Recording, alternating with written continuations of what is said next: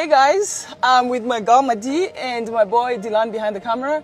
Today we're taking you along with us to the Expo to show you the full Expo.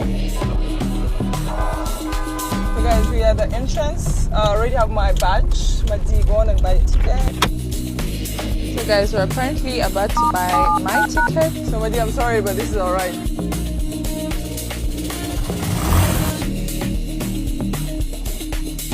See the badge? So guys, ahangaha rero biba byacitse tugure ibirayi.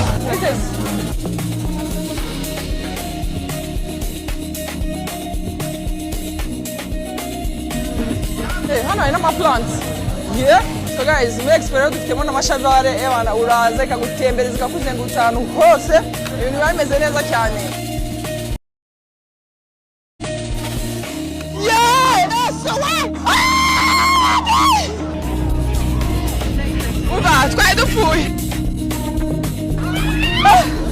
Case is very dangerous, but I gotta come to Expo.